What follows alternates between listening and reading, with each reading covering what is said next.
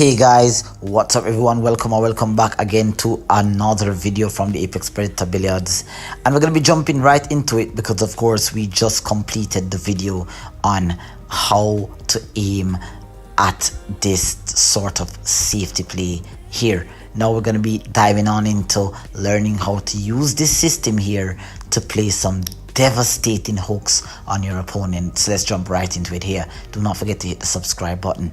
Now I've placed a safe zone around the square, the 1x1 square around the corner pocket there, and I want to try to play 3 cushions, 1, 2, 3, and head in behind the 8 and the 3 there to hook my opponent while keeping the object ball as far up table as possible.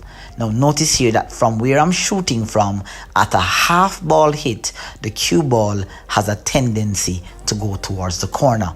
Now notice there that I predicted that I need to hit around the first diamond on the short rail where the chalk is, right about there, and then of course from that vantage point I should be able to get a hook behind the 8 and the 3. So an adjustment here, from a half ball hit I need to hit this object ball at a quarter ball hit, so it goes a hair long, not any extra side spin, just an adjustment in the ball hit fraction there. Beautiful first attempt there, locked up hook. Let's have a look at the replay here. At a quarter ball hit, you can see there on that freeze frame, beautiful vantage point there, quarter ball hit coming out. It's going to go a little bit long.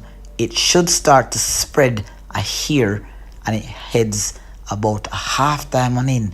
Definitely would have wanted that to hit more towards the chalk, which would have guaranteed me more there, but that's pretty good because I'm hooked right behind the 3 ball, and that's what you call a 3 cushion billiard safety here. Beautiful shot there by Apex Predator. Once again, always have to be testing the other side of my aiming here. The 3 ball is actually, the 3 ball and the 8 ball is my safe zone, and so at a quarter ball hit, the cue ball should come 3 cushions off the first diamond adjacent to the corner pocket and get a hook behind the 8 and the 3 here. Let's have a look at this execution. Nice cue delivery. Ooh, that one hit really bad there. Let's have a look at the replay. Definitely hit this one a hair too thick.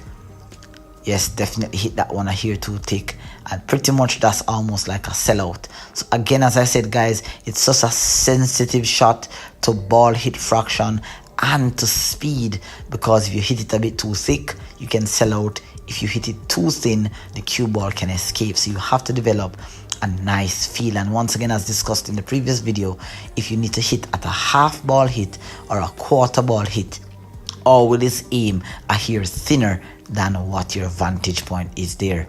Beautiful. Ooh, I thought that one was going to be good guys, but that also can happen as well. Of course, you can see there on the last 2 attempts, one I hit the object ball a bit too thick, and there I hit the object ball, I guess you'd say too perfect of a half ball hit. It actually went into the drink. But when you hit it right and you have a nice cue delivery, you will find that you get very good results like what you're seeing here. Beautiful. Ooh, that one was almost good as well. That one went a hair too long. That means I hit it a bit too thin.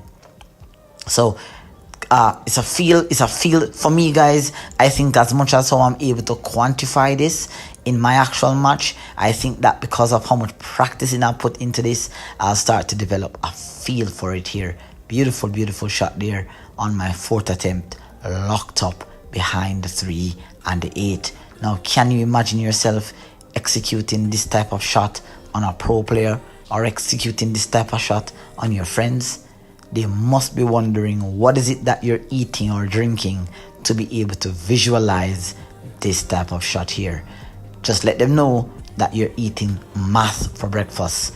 This system has been quantified by yours truly here, Apex Predator. A lot of the pros will tell you that these types of shots are feel, but I'm here to tell you that if you have an understanding of the natural cue balls part, and you can develop a sense and a feel for that trajectory, you will then find that by adjusting by a ball hit fraction, or just maybe adding a hair, not much, just a hair of spin, you will get your cue ball to head into the trajectory that you desire here. Now I've pushed my cluster a diamond up here onto the side rail here. So now the safe zone is a hair larger, but whilst it's a hair larger, which allows for the cue ball to like spread a little bit more, you in fact here put yourself at a disadvantage, because if it has too much speed, then it will leak, as you will see being demonstrated here on video. Now here I've made an adjustment to my safe zone here. I've placed the 9 and the 4 as the safe zone balls, 1 diamond above the corner pocket. But notice here that I've pushed my cue ball, my object ball, pardon me, 1 diamond to the left of the middle diamond on the short rail. And so by doing this here, naturally the cue ball at a half ball hit without spin will go 1 diamond long. So here, funny enough guys, that all you need here is a half ball hit on this object ball, and at a half ball hit, it should hit around the 3rd diamond on the 2nd rail, and it should float into position if you have the right speed. Of course, there I didn't have the right speed. I obviously hit that object ball a hair too thin. Pardon me, yes, I think I hit the object ball a hair too thick. So it kind of brought the object ball a bit too much down table, and so with too much of the hit on the object ball, the cue ball lost its legs to get behind the cluster. You're gonna see another attempt here at this shot where the cue ball also comes a bit short, because as I said guys, you have to be able to decipher when you need to play a cue ball safety versus an object ball safety versus a cue ball and an object ball safety. Here my complete focus is on actually playing a cue ball safety. Once again, a hair too thick, and so that's a huge sellout. And potentially, as I said, when you go for shots like this, these are some of the things that I feel like lots of amateur players won't be able to visualize this shot, because sometimes we don't put as much time and practice into developing a sense and a feel for the defensive aspect of the game here. But when you do get it right guys, at a half ball hit, notice how the cue ball floats there beautifully, slides in behind the cluster. Oh, what a beautiful shot there. You want to definitely get this down into your bags guys, into your bags. Notice how the object ball stays way more up table, whilst cue ball has its speed and its legs to float in behind the cluster there for a dead hook. And if you have a strong run out game, your opponent will pretty much have nothing to do there. So as you can see here guys, these are discoveries that I've made recently in my practice sessions about a month and a half ago.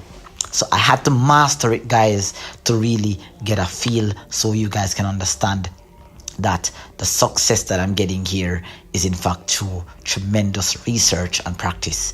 Now once again here, I am going to be doing a similar shot here. This time I'm going to be playing the object ball is going to be at the same position, but this time I'm going behind the cluster of the 8 and the 3.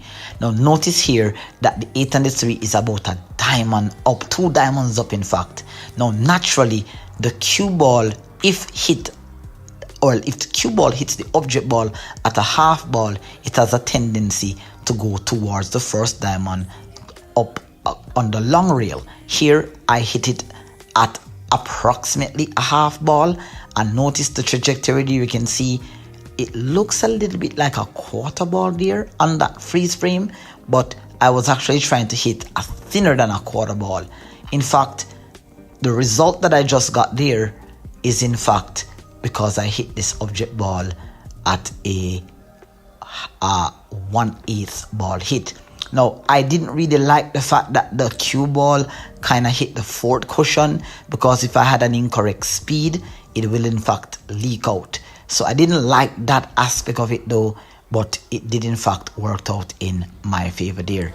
Now of course in part 3 you guys are going to see some part 5, pardon me, and part 4 you will see some more exciting applications. So I'll see you in the next tutorial guys. Thank you for watching.